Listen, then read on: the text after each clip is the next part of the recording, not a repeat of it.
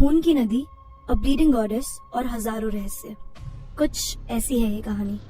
लोग कहते हैं कि भारत में पीरियड्स को एक टैबू की तरह देखा जाता है, और बात सही भी है। पर जिस भारत को मैं जानती हूँ वो भारत कुछ अलग है। मेरे भारत में औरतों को पूजा जाता है, और ये सिर्फ बोलने की बात नहीं है, इसके साक्षात प्रमाण भी है। कामाख्या देवी मंदिर, क्या आपने कभी ये नाम सुना है?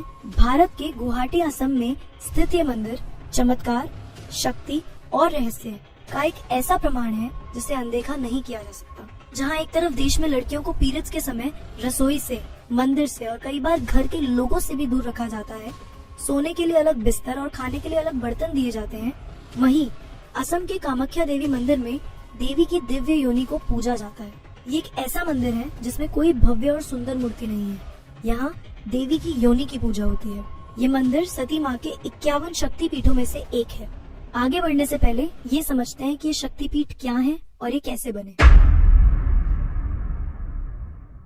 माता सती, जो कि भगवान शिव से अत्यंत प्रेम करती थी, दिन रात शिव की भक्ति में लीन रहती थी और शिव जी को पाने के लिए तप भी करती थी। उनकी भक्ति देख शिव जी उनसे प्रसन्न हुए और उन्हें अपनी अर्धांगिनी के रूप में स्वीकार कर लिया। पर माता सती के जो पिता थे राजा दक्ष, उन्हें ये रिश्ता बिल्कुल मंजूर नहीं था, क्योंकि जहाँ एक तरफ माता सती महलों की राजकुमारी थी, वहीं महाकाल शमशानपति। तो राजा दक्ष ये नहीं चाहते थे कि ये शादी हो, और इसीलिए उन्होंने सती माता को बहुत समझाया महादेव से शादी ना करने को, पर वो नहीं मानी और शादी करके महादेव के साथ कैलाश पर रहने लगी। फिर एक दिन ऐसा आया जब माता सती अपने पिता से मिलने गई, और जब वो गई तो उन्होंने देखा कि यहाँ एक यज्ञ चल रहा है और सभी के सभी देवी देवता यहाँ उपस्थित हैं। पर इस यज्ञ का निमंत्रण भोलेनाथ को नहीं दिया गया। इस बात से अत्यंत आहत होकर सती माता ने अपने पिता से पूछा कि आपने ऐसा क्यों किया? तो राजा दक्ष ने सभी देवी देवताओं के सामने महादेव को अपमानित करना शुरू कर दिया। शिव की अर्धांगिनी सती ये सब कुछ नहीं देख पाई और बहुत दुखी होकर उन्होंने उसी यज्ञ के अंदर बैठकर अपने प्राण त्याग दिए। जैसे ही ये बात महादेव को पता चली, वो बहुत ज्यादा क्रोधित हो गए। उन्होंने सती माता को अपनी गोद में उठाया और ब्रह्मांड के चक्कर लगाना शुरू कर दिए। इससे विनाश निश्चित था। सब कुछ एक एक करके तहस नहस होने लगा, और इसी विनाश को रोकने के लिए विष्णु जी को अपना सुदर्शन चक्र चलाना पड़ा। सुदर्शन चक्र चलाने की वजह से सती माता के शरीर के 51 हिस्से हो गए, और जहाँ जहाँ वो 51 हिस्से गिरे, वहाँ पर आज वो 51 शक्ति पीठ स्थित है। और उसी समय देवी की योनि जहाँ गिरी, वहाँ आज ये प्रसिद्ध कामाख्या देवी मंदिर है। ये मंदिर 8वीं सदी के आसपास बनाया गया था, और आज भी यहाँ हर दिन ढेरों भक्तों की भीड़ दर्शन करने आती है। यहाँ किसी मूर्ति का ना होना और योनि का पूजन डिवाइन फेमिनिन एनर्जी का एक बहुत बड़ा एग्जाम्पल है। It is a representation of the cycle of life, birth and regeneration. हर साल कामाख्या देवी मंदिर में अंबुबाची मेला लगता है, और ये एक बहुत ही बड़ा सेलिब्रेशन है। हर साल जून के महीने में 3 दिन के लिए मंदिर के पास की पहाड़ी से निकलती ब्रह्मपुत्र नदी का पानी लाल हो जाता है। साइंटिफिकली इस बात पे भी बहुत डिबेट्स होती रहती हैं। कुछ लोग कहते हैं कि नदी का पानी इसलिए लाल होता है क्योंकि वहाँ की मिट्टी में आयरन की मात्रा काफी ज्यादा होती है, और मानसून के महीने में सेडिमेंटेशन प्रोसेस और एक अलग तरह की एल्गे की प्रेजेंस में ये पानी लाल हो जाता है। पर फिर sवाल ये है कि आयरन की क्वांटिटी एक साल में सिर्फ 3 दिन के लिए ही ज्यादा होती है। This question is still unanswered. माना जाता है कि हर साल जून के ये 3 दिन देवी माँ की मेंस्ट्रुअल साइकिल यानी कि मासिक धर्म के 3 दिन होते हैं, और इसीलिए मंदिर के पास बहती हुई नदी का पानी लाल हो जाता है। इन 3 दिनों के लिए देवी माँ के दर्शन रोक दिए जाते हैं, और माना जाता है कि देवी माँ इन 3 दिन सिर्फ विश्राम करती हैं।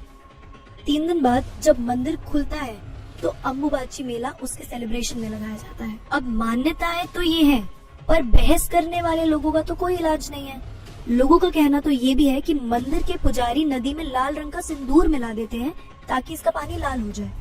चलो हम ये भी मान लेते हैं कि ये बात सच है, पर एक बार अंदाजा लगाकर देखो कि ब्रह्मपुत्र नदी, जिसका पानी कॉन्स्टेंटली फ्लो कर रहा है, उसे लाल करने के लिए कितना सिंदूर डालना पड़ेगा, और क्या ये प्रैक्टिकली पॉसिबल है? खैर जो भी हो, हर साल मंदिर खुलने के बाद अंबुबाची मेला लगता ही लगता है, जो कि किसी भी त्योहार से कम नहीं होता। ये मंदिर सिर्फ अपने रहस्यों के लिए ही नहीं बल्कि एक और चीज के लिए भी जाना जाता है और वो है तंत्र विद्या। तंत्र एक स्पिरिचुअल प्रैक्टिस होती है जिसमें आत्मा को परमात्मा से जोड़ने की कोशिश की जाती है through various practices like meditation, different rituals and symbolic practices. Kamakhya Devi मंदिर में मिलने वाले सिंदूर की भी काफी मान्यता है। ये सिंदूर देवी को चढ़ाया जाता है और इसे तंत्र विद्या के लिए भी बहुत इम्पोर्टेंट माना जाता है। पर जैसे कि हम जानते हैं कि हर चीज के दो पहलू होते हैं, वैसे ही कुछ लोग अच्छे कामों के लिए तो कुछ लोग बुरे कामों के लिए तंत्र विद्या का प्रयोग करते रहते हैं। बहुत से हिंदू मंदिरों की तरह कामाख्या देवी मंदिर ने भी बहुत से इन्वेजन्स और डिस्ट्रक्शंस देखे हैं, कुछ ह्यूमन इन्वेजन्स तो कुछ नेचुरल कैलामिटीज। इस मंदिर के कुछ मेजर इन्वेजन्स में से एक इन्वेजन है इन्वेजन्स बाय द काला पहाड़। 16वीं सेंचुरी में एक मुस्लिम जनरल काला पहाड़ ने इस मंदिर को पूरी तरीके से विध्वंस कर दिया था। इन्वेजन्स के बाद मंदिर को डेवलप और रिकंस्ट्रक्ट करने में एक बहुत बड़ा नाम है अहोम डायनेस्टी का। अहोम किंगडम ने आसाम पे कई 100 साल तक राज किया है और मंदिर के रिचुअल्स, प्रैक्टिसेस और डेवलपमेंट में इनका योगदान भुलाया नहीं जा सकता। पर ये जोड़ने तोड़ने की बातों पे कहानी खत्म नहीं होती। मंदिर को ब्रिटिश रूल के दौरान भी नुकसान पहुंचाया गया है। ब्रिटिशर्स हमेशा से चाहते थे कि सारे टेम्पल अफेयर्स और रिचुअल्स उनके अकॉर्डिंग चलने चाहिए, पर खुशकिस्मती से ऐसा नहीं हो पाया, वरना हमारे कल्चर और एजुकेशन सिस्टम की तरह यहाँ भी दीमक लगना निश्चित था। आज भी हम सब बहुत बार सोचते हैं कि क्या भगवान सच में होते हैं? क्या हम जिनकी पूजा करते हैं वो सिर्फ पत्थर नहीं एक शक्ति है? एक बार अपने आसपास चारों तरफ देखो और सोचो, क्या बिना किसी शक्ति के ये सब हो पाना संभव था? कामाख्या देवी जैसे ही सैकड़ों मंदिर हैं हमारे देश में जहाँ साइंस ने अपने हाथ खड़े कर दिए हैं। रिसर्चर्स को आज तक जिन चीजों के जवाब नहीं मिल पाए और किसी के भी पल्ले कुछ नहीं पड़ा, इसे चमत्कार के सिवा आप क्या बोलोगे? तो ये थी कामाख्या देवी मंदिर की